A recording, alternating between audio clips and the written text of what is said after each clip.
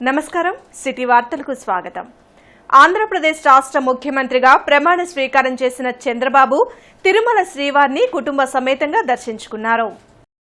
ఆలయ జేఈఓతో పాటు ప్రధాన అర్చకులు సీఎంకు ఘనస్వాగతం పలికారు. ఇక నుంచి ప్రజాపాలన మొదలైందని తెలిపిన చంద్రబాబు తిరుమల పవిత్రతను కాపాడేందుకే ఇక్కడి నుంచి ప్రక్షాళన ప్రారంభిస్తున్నట్లు చెప్పారు. అలాగే విజయవాడ దుర్గమ్మను దర్శించుకుని ముఖ్యమంత్రి చంద్రబాబు మొక్కులు చెల్లించుకున్నారు.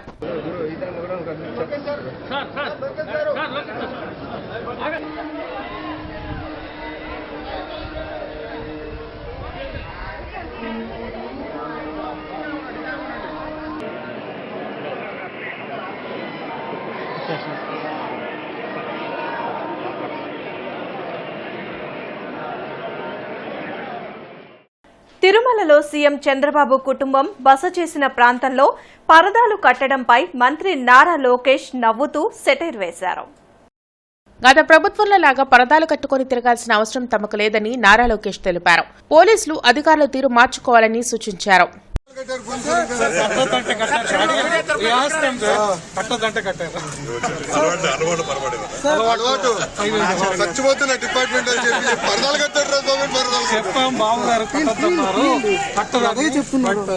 మీరందరూ తడిసిపోయారు.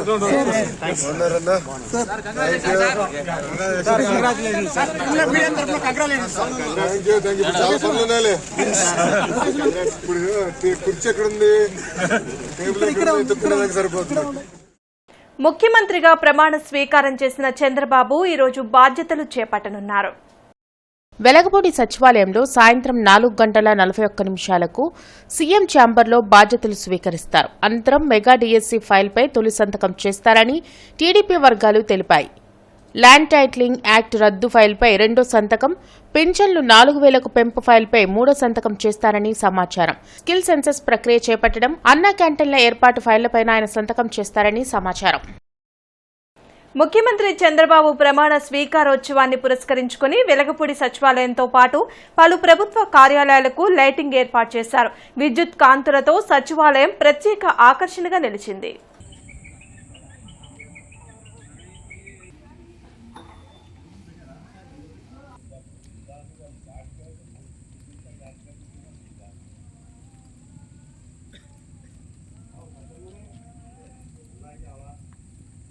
వేసవి సెలవుల అనంతరం పాఠశాలలు నేటి నుండి పునఃప్రారంభమయ్యాయి. వేసవి సెలవుల అనంతరం నేటి నుండి పాఠశాలలు పునఃప్రారంభం కావడంతో విద్యార్థులు పాఠశాలల బాట పట్టారు. మొదటి రోజు కావడంతో పాఠశాలను పునఃప్రారంభించేందుకు విద్యాశాఖ అధికారులు అన్ని ఏర్పాట్లు చేశారు. ప్రతి సంవత్సరం జూన్ 12వ తేదీన ప్రారంభం కానున్న పాఠశాలలు ఈ సంవత్సరం ఒకరోజు ఆలస్యంగా తెరుచుకున్నాయి. 12వ తేదీన రాష్ట్ర కొత్త ముఖ్యమంత్రిగా చంద్రబాబు ప్రమాణ స్వీకార కార్యక్రమం జరగడంతో పాఠశాలలు తెరుచుకోలేదు. దీంతో వేసవి సెలవుల అనంతరం నేటి నుండి పాఠశాలలు తిరిగి తెరుచుకున్నాయి. వైఎస్సార్ కాంగ్రెస్ పార్టీ పుట్టిందే శవ రాజకీయాలతో అని టీడీపీ ఎమ్మెల్సీ పంచుమర్తి అనురాధ విమర్శించారు. మంగళగిరిలోని టీడీపీ కేంద్ర కార్యాలయంలో ఆమె మీడియాతో మాట్లాడారు. 2019 నుంచి 2024 వరకు టీడీపీ శ్రేణులపై వైసీపీ ఎలాంటి దాడులకు పాల్పడిందో ప్రజలు గమనించారు కాబట్టే చిత్తుగా వైసీపీని ఓడించారని అన్నారు. వైసీపీ శ్రేణులపై ఎలాంటి దాడులు జరగకపోయినా ఏదో జరిగిందంటూ టీడీపీపై తప్పుడు ప్రచారం చేయడం దుర్మార్గమని అనురాధ మండిపడ్డారు. ఛాన్స్ పేరుతో ఏదో ప్రభుత్వం ఫామ్ చేసుకోవటం జరిగింది. ఇప్పుడు మళ్ళీ అదే శవరాజకీయాలు ఆంధ్ర రాష్ట్రంలోనే కాకుండా ఏకంగా ఉపరాష్ట్రపతి గారిని కూడా కలిసి ఢిల్లీలో శవరాజకీయాలు చేస్తూ ఉన్నారు. ఏదో తెలుగుదేశం పార్టీ దాడులు చేస్తుంది, మమ్మల్ని బ్రతకనివ్వటం లేదు, లా అండ్ ఆర్డర్ ప్రాబ్లం వచ్చింది అని చెప్పి లేని విషయాలు మళ్ళీ నమ్మబలికే విధంగా మాట్లాడటం నిజంగా సిగ్గుచేటైన విషయం అని చెప్పి ఈ సందర్భంగా నేను మనవి చేస్తా ఉన్నా. అసలు శవరాజకీయాలు అంటే ఎలా ఉంటాయో మీకు చెప్తాను, దాడులంటే ఏ రకంగా ఉంటాయో చెప్తాను. మా కార్యకర్తల పైన కానీ మా పార్టీ పైన కానీ ఏ రకంగా దాడులు చేశారో వాటిని దాడులు అని అంటారు అని చెప్పి గత ప్రభుత్వ హయాంలో జరిగిన అవినీతి అక్రమాలపై విచారణ జరిపించాలని జనచైతన్య వేదిక రాష్ట్ర అధ్యక్షులు వల్లంరెడ్డి లక్ష్మణరెడ్డి తెలిపారు.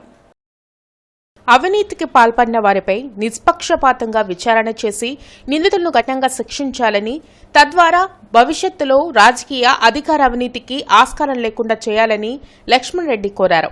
వైకాపా ప్రభుత్వ హయాంలో పలు పథకాలకు ఆ పార్టీ నేత పేరు పెట్టుకున్నారని, వాటిని తొలగించి అమరులైన మహనీయుల పేర్లను పెట్టాలని సూచించారు.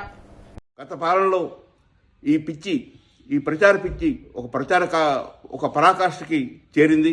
ఇది పునరావృతం కాకూడదని కోరుకుంటున్నాను. ఆంధ్రప్రదేశ్లో అవినీతి ఎక్కువ కావటం, అరాచకాలు పెరగటం, అభివృద్ధి జరగకపోవటం, విధ్వంసకర రాజకీయాలు జరగటం, ఉపాధి ఉద్యోగ అవకాశాలు లేకపోవటం, ఇలాంటి అనేక సమస్యలని ఓటర్లు ఆలోచించి మంచి తీర్పులను అందించారు. వీటన్నిటినీ పరిష్కరించాల్సిన అవసరం నూతన ప్రభుత్వంపై ఉందని భావిస్తున్నాను. రాజధాని పేరుతో మూడు మొక్కలాటాడి అమరావతిని ధ్వంసం చేయడం జరిగింది. అమరావతిని త్వరగా పునరావృతం చేయాలి, అభివృద్ధి చేయాలి, పునర్నిర్మాణం చేయాలి. అదేవిధంగా పోలవరం, వెలుగొండ లాంటి ప్రాజెక్టులు, అనేక నీటిపారుదల ప్రాజెక్టులని సత్వరం పూర్తి చేసి ఆంధ్రప్రదేశ్ని అన్నపూర్ణ ఆంధ్రప్రదేశ్గా మార్చాలని కోరుకుంటున్నాను. గంజాయి అనే మాట వినపడకూడదు. 100 రోజుల్లో గంజాయి రహిత గుంటూరుని చూడాలని కేంద్ర మంత్రి డాక్టర్ పెమ్మసాని చంద్రశేఖర్ సూచించారు. అర్బన్ ఎస్పీ తుషార్ డూడీతో ఫోన్లో ఆయన మాట్లాడారు. గుంటూరు పార్లమెంట్ పరిధిలోని పలు ప్రాంతాల్లో గంజాయి విచ్చలవిడిగా విక్రయాలు జరుగుతున్నాయని ఆయన తెలిపారు. కొనుగోళ్లు పెరిగిపోయాయని, యువత భవిష్యత్తు నాశనమవుతుందని పెమ్మసాని అన్నారు. ముఖ్యమంత్రి చంద్రబాబు ఈ వ్యవహారంపై చాలా సీరియస్ గా ఉన్నారన్నారు. మత్తు పదార్థాల విక్రయాలపై ఉక్కుపాదం మోపాలని తెలిపారు. దీని వెనుక ఎంతటి వారున్నా వదిలిపెట్టే ప్రసక్తే లేదన్నారు. 100 రోజుల తర్వాత గుంటూరులో ఎక్కడా గంజాయి కనిపించకూడదని ఆయన ఆదేశించారు. దీనికి ఎస్పీ స్పందిస్తూ గంజాయి విక్రేతలపై చర్యలు తీసుకుంటామని తెలిపారు. దాని నిర్మూలనకు కఠిన చర్యలు చేపడతామని ఎస్పీ తుషార్ డూడీ తెలిపారు.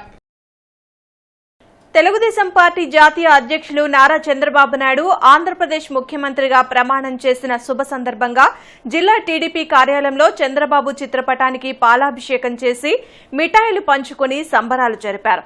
టీడీపీ జిల్లా కార్యాలయ కార్యదర్శి కంచెర్ల శివరామయ్య, టీడీపీ జిల్లా బీసీ విభాగం అధ్యక్షులు వేములకొండ శ్రీనివాస్ మాట్లాడారు.